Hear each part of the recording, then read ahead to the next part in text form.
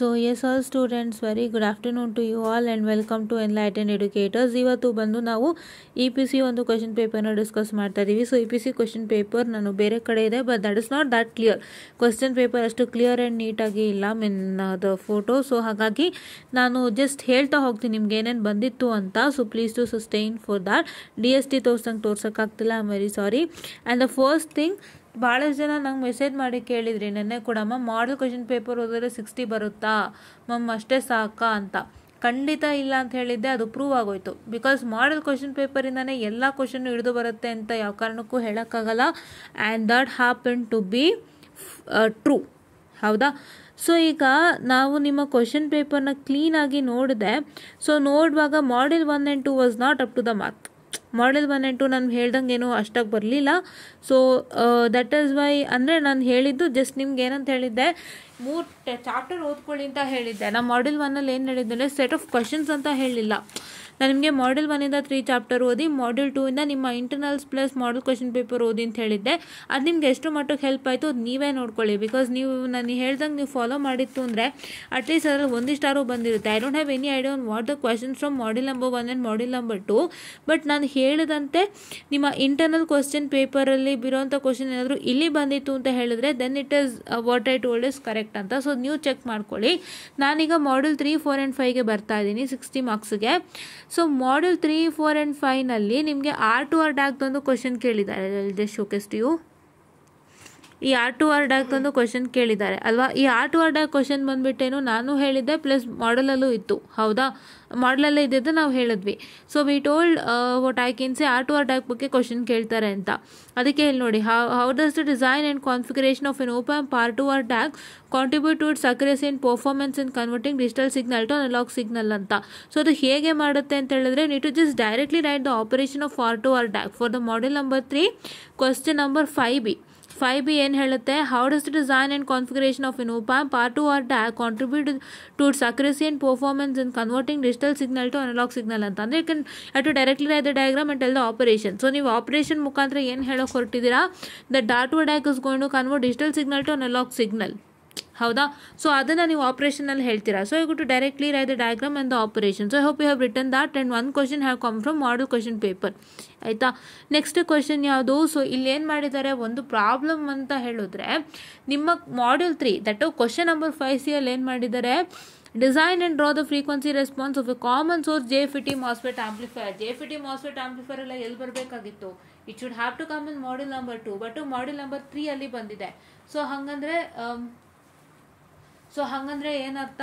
So what does that mean? Is that, so ನಿಮಗೆ ಒಂದು question ಏನಾಗಿದೆ, ಒಂದು ಕ್ವಶನ್ ನಿಮಗೆ ಸೆಕೆಂಡ್ ಮಾಡಲಿಂದ ಥರ್ಡ್ ಮಾಡಲಿಗೆ ಶಿಫ್ಟ್ ಆಗಿದೆ. ಸೊ ಹಾಗಾಗಿ ಆ ಕ್ವಶನ್ನ ನೀವು ಯಾವುದೇ ರೀತಿ ಅಟೆಂಪ್ಟ್ ಮಾಡಿದ್ರು ನಿಮಗೆ ಮಾರ್ಕ್ ಸಿಗ್ತಿತ್ತು, ಒಂದು ಕೈಂಡ್ ಆಫ್ ಗ್ರೇಸ್ ಥರ ಸಿಗ್ತಿತ್ತು ಅದು. So I hope you have attended that. ನೀವು ಓದ್ಕೊಂಡು ಅಟೆಂಡ್ ಮಾಡಿದ್ರು ಸಂತೋಷ, ಇಲ್ಲ ಏನಾದರೂ ಅಟೆಂಡ್ ಮಾಡಿದ್ರು ಸಂತೋಷ. Because it is from module number what I can say the 2 which has come to module number 3. So ಹಾಗಾಗಿ ಏನಾಗಿದೆ ಅಂತ ಹೇಳಿದ್ರೆ ನಿಮಗೆಲ್ಲೋ ಅವರು ಮಿಸ್ ಆಗಿ ಒಂದು ಕ್ವಶನ್ ಅನ್ನು ಕೊಟ್ಟಿರೋದ್ರಿಂದ I hope they would give you some amount of marks ಅಂತ ನಾನು ನಂಬಿದ್ದೀನಿ, ಆಯ್ತಾ? Let's see what happens with respect to that. ಹಾಗಂತ ಮ್ಯಾಮ್ ಗ್ರೇಸ್ ಕೊಡ್ತಾರಾ ಅಂತ ಅಂದ್ಕೊಳ್ಬೇಡಿ. ಅದು ಏನು ಕತೆ ಅಂತ ಸ್ಕೀಮ್ ಆಫ್ ವೈಲೇಷನ್ ನೋಡಿದಾಗಲೇ ಗೊತ್ತಾಗುತ್ತೆ. ಬಿಕಾಸ್ ನಮಗೂ ಅದು ಐಡಿಯಾ ಇಲ್ಲ. ಮೋಸ್ಟ್ ಪ್ರಾಬಬ್ಲಿ ಕೊಡಬಹುದು, because it is from an other module wherein they have given it to you ಅಲ್ಲ. ಸೊ ಹಾಗಾಗಿ ಅದು ಕ್ವಶನ್ ನಂಬರ್ ಅಟೆಂಪ್ಟ್ ಮಾಡಿದ್ರು ಕೂಡ ನಿಮಗೆ ಮಾರ್ಕ್ ಸಿಗುತ್ತೆ ಅಂತ ಏನೋ ಹೇಳ್ಬೋದು, ನೋಡೋಣ. Let's see. Okay, and then the next thing is what's that going to happen is that I'll just tell you what's the matter, so please wait. Yes, so next what is that going to happen with a neat circuit diagram? Explain the operation of schemic trigger. So schemic trigger the question ಬಂದು, I hope you have got the question on Schmitt trigger, right? Schmitt trigger ಮೇಲೆ question ಬಂದಿದೆ ನಿಮಗೆ. ಯಾವುದು? Inverting Schmitt trigger. Describe the working of an inverting Schmitt trigger circuit and how a Schmitt trigger different from regular comparator circuit and what I can say, just a minute, I am so sorry guys. and what I can say a regular comparator circuit explain with the help of hysteresis curve ಅಂತ. So ಇದು ನಿಮ್ಮ ಸ್ಕಿಮಿಕ್ trigger ಮೇಲೆ ಒಂದು question ಅನ್ನು ಕೊಟ್ಟಿದ್ದಾರೆ. So ನಿಮ್ಮ model question ಪೇಪರಿಂದ 2 question ಬಂದಂಗಾಯಿತು ಮಾಡ್ಯೂಲ್ 3ಗೆ, ಹೌದಾ. And next you also got a question on explain the monostable operation of 555 timers ಅಂತ. ಸೊ 555 ಟೈಮಲ್ಲಿ ಎ ಸ್ಟೇಬಲ್ ಹೇಳಿದರು, ಯಾವುದರಲ್ಲಿ ನಿಮ್ಮ ಒಂದು what I can say the scheme of ಫೆಲೆಷನಲ್ಲಿ ಎ ಸ್ಟೇಬಲ್ ಹೇಳಿದರು. ಬಟ್ ನಿಮ್ಗೆ ಏನು ಕೊಟ್ಟಿದ್ದಾರೆ, ಮೋನೋಸ್ಟೇಬಲ್ ಕೊಟ್ಟಿದ್ದಾರೆ. ಅಂತೂ ನಿಮಗೆ ಟೈಮರಿಂದ ಒಂದು ಕ್ವಶನ್ ಬಂದಿದೆಯಾ, right. Hope you have got the question from timer. So ಹಂಗಾಗಿ 3 ಕ್ವಶನ್ ಬಂದಂಗಾಯಿತು. ಇಲ್ಲಿ ಎ ಸ್ಟೇಬಲ್ ಇದೆ. ಡೋಂಟ್ ಥಿಂಕ್ ದಟ್ ಇಲ್ಲಿ ಎ ಸ್ಟೇಬಲ್ ಕೊಟ್ಟಿದ್ದಾರೆ ಮ್ಯಾಮ್, ನಮ್ಮ ಕ್ವಶನ್ ಪೇಪರ್ಲಿ ಮೋನೋಸ್ಟೇಬಲ್ ಕೊಟ್ಟಿದ್ರು ಅಂತ. ಇಲ್ಲ. ಸೊ ನಿಮಗೆ ಎ ಸ್ಟೇಬಲ್ ಮಲ್ಟಿ ವೈಬ್ರೇಟರ್ ಕೊಟ್ಟಿದ್ದಾರೆ ಅಂತ ಹೇಳಿದ್ರೆ ನಿಮಗೆ ಏನು ಹೇಳೋದು, ಮೋನೋಸ್ಟೇಬಲ್ ಕೂಡ ಬರುತ್ತೆ ಅಂತ ಲೆಕ್ಕ ಇಟ್ಕೋಬೇಕು. ಟೈಮರಿಂದ ಕ್ವಶನ್ ಬಂದಿದೆ ಅಂತ ಲೆಕ್ಕ ಇಟ್ಕೊಂಡು ನೀವೇನು ಮಾಡಬೇಕಾಗುತ್ತೆ, ಮೋನೋಸ್ಟೇಬಲ್ ಮಲ್ಟಿ ವೈಬ್ರೇಟರ್ನ ವರ್ಕೌಟ್ ಮಾಡಬೇಕಾಗುತ್ತೆ. ಆ್ಯಂಡ್ ಇದನ್ನು ನಾನು ಇಂಪಾರ್ಟೆಂಟ್ ಕ್ವಶನ್ ಅಲ್ಲೂ ಸೇರಿಸ್ಕೊಂಡು ಹೇಳಿದ್ದೆ. Because I have already told you before, I have told you that monostable and astable is the most important question that you get. And I hope you have got that, right? Okay. And next to explain the working of Colpit oscillator with C connection. Oscillators ಬಗ್ಗೆ ಹೇಳಿದೆ, ಎಲ್ಲ ಥರ oscillator ಮೇಲೂ questions ಕೇಳ್ತಾರೆ ಓದಿ ಅಂತ. So I hope you have studied that and hope you have written that. ಓಕೆನಾ. Okay. And then ನಾವು ಇನ್ನೊಂದು ಕ್ವಶನ್ ಬಿಟ್ಬಿಟ್ಟಿದ್ವಿ. So that is what is are going to happen, explain how an op amp summer circuit be configure to function as a subtractor ಅಂತ. So ಇದೊಂದು question ಏನು ಮಾಡಿದ್ದಾರೆ, summer ಸರ್ಕ್ಯೂಟಿಂದ ಕೇಳಿದ್ದಾರೆ. ಅದ್ರ ಮೇಲೂ ಕ್ವಶನ್ಸ್ ಕೇಳ್ತಾರೆ ಅಂತ ನಾನು ಹೇಳಿದ್ದೆ. ಸೊ ಅದನ್ನು ನೀವು ಓದ್ಕೊಂಡಿದ್ದೀರಾ ಅಂತ ಅಂದ್ಕೊಂಡಿದ್ದೀನಿ. ನಾನು ಮಾಡೆಲ್ ನಂಬರ್ 3ಗಂತೂ ನಾನು ಏನು ಮಾಡಿದ್ದೀನಿ ಅಂತ ಹೇಳಿದ್ರೆ, I have told you what and all the questions that comes. ನಾನು ಸಮ್ಮರ್ ಕೂಡ ಬರ್ದಿದ್ದೀನಿ ಅನಿಸುತ್ತೆ model number 3. I just have the important question sheets here. So let me just see the sheets. Fine.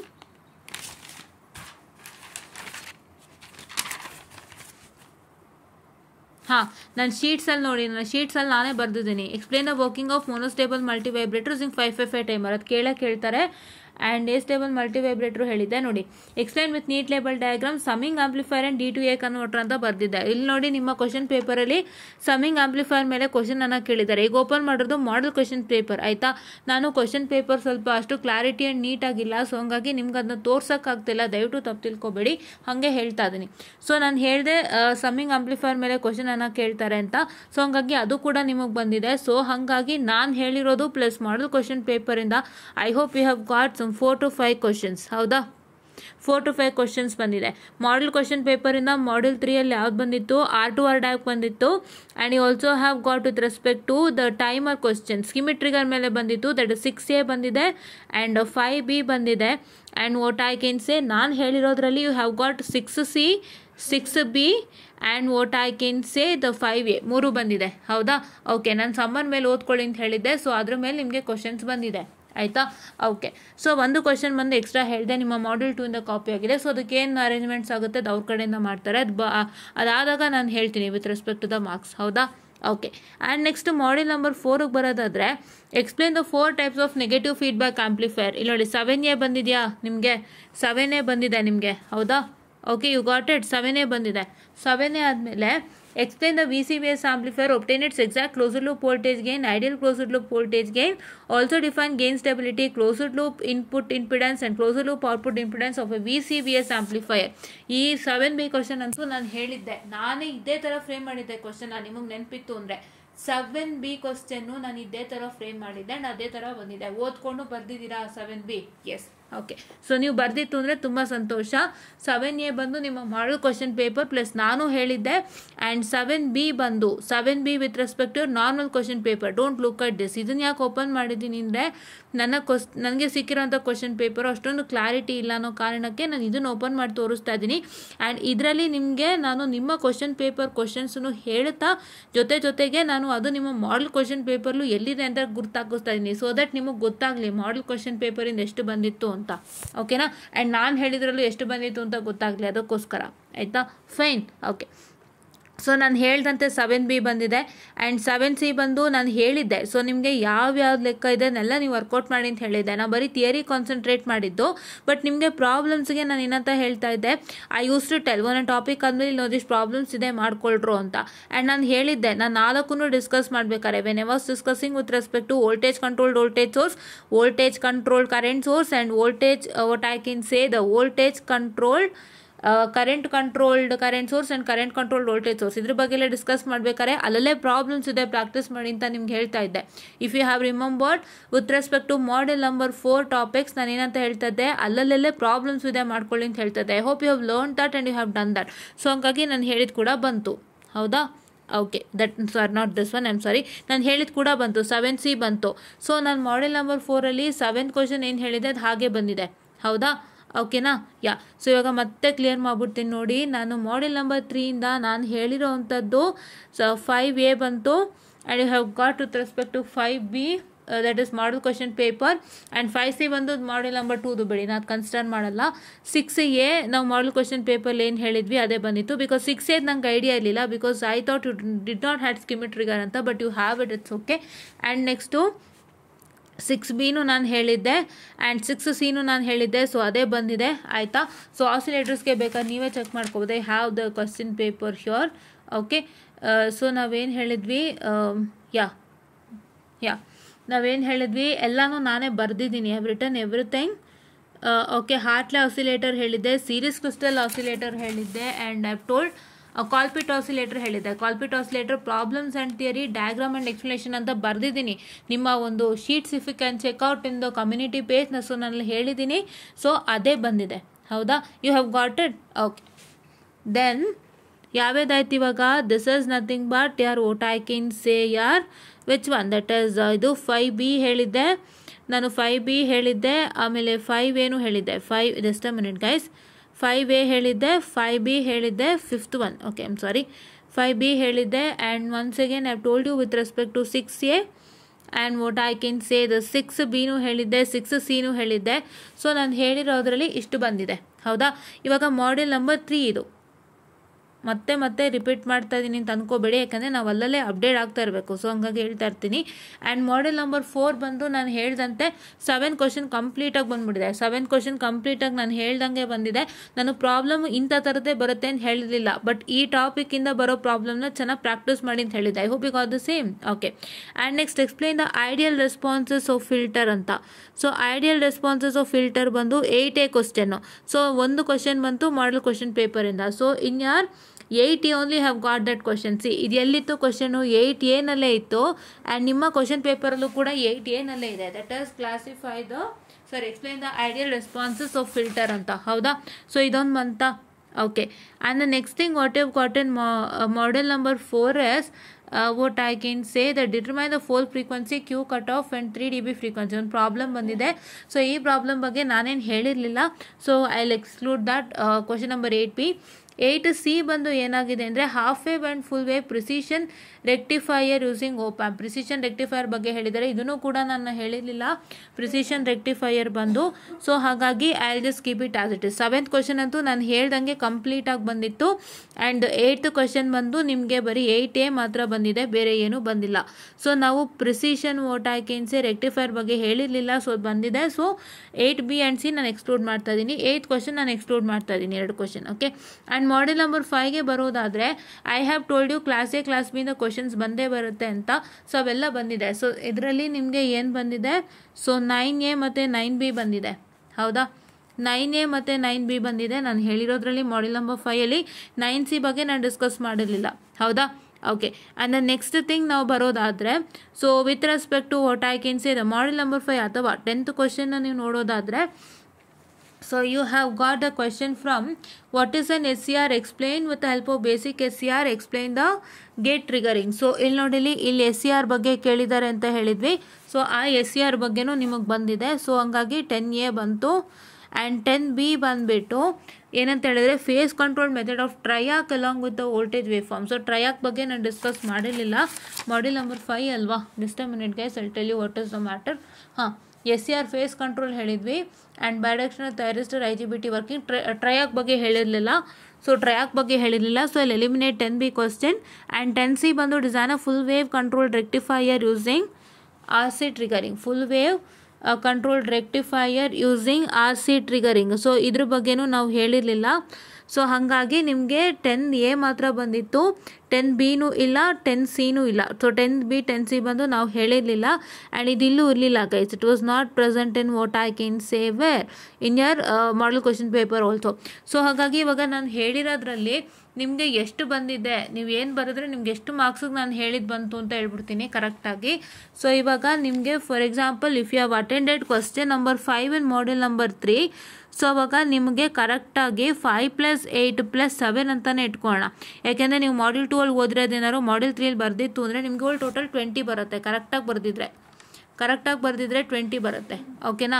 Model 2ದು ಒಂದು question ನಾನು ಸೇರಿಸ್ಕೊಂಡೆ 20 ಹೇಳ್ತಾ ಇದ್ದೀನಿ, ಯಾಕೆಂದರೆ ನೀವು ಓದಿ ಬರೆದಿದ್ರೆ ಸಂತೋಷ. ಬಟ್ ನಾನು ಹೇಳಿರೋದ್ರಲ್ಲಿ ಎಷ್ಟು ಬಂತು ಕರೆಕ್ಟಾಗಿ ಲೆಕ್ಕ ಹಾಕಿದ್ರೆ ಸೊ ನಿಮಗೆ 5A 5B ಎಷ್ಟು 5 +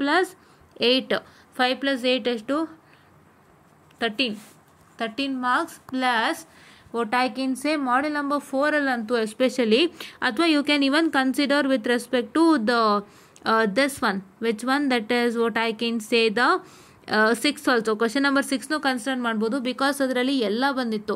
ಕ್ವಶನ್ ನಂಬರ್ 6ಅಲ್ಲಿ ಆಲ್ಮೋಸ್ಟ್ ಎಲ್ಲ ಬಂದಿತ್ತು. ಸ್ಕಿಮಿಟ್ ಟ್ರಿಗರ್ ಮೇಲೆ ಕ್ವಶನ್ಸ್ಗಳು ಬಂದಿತ್ತು.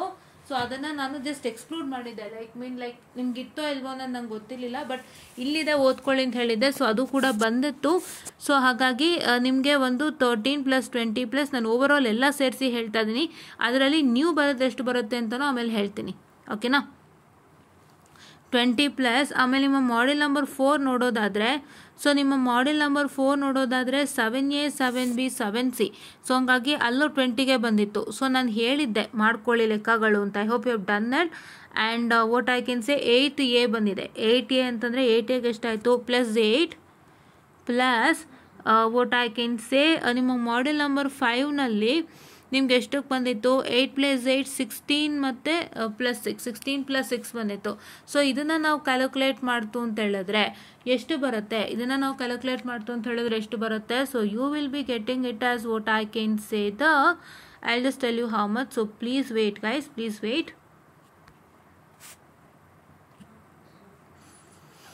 I'll tell you ಎಷ್ಟು ಬರುತ್ತೆ ಅಂತ. 13 + 20 + 20 + 8 + 16 + 6.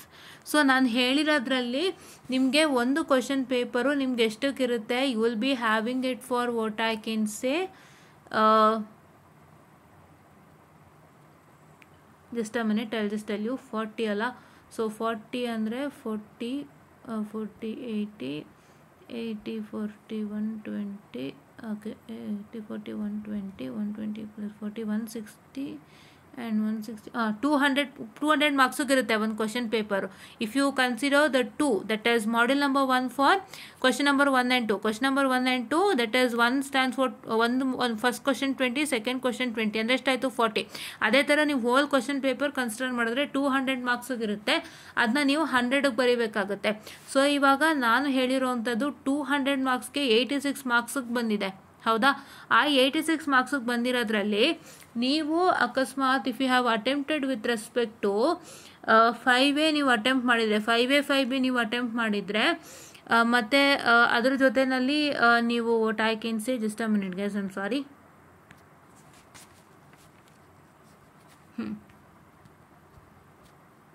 Just a minute guys, I'm so sorry for the distraction. 2 minutes, right?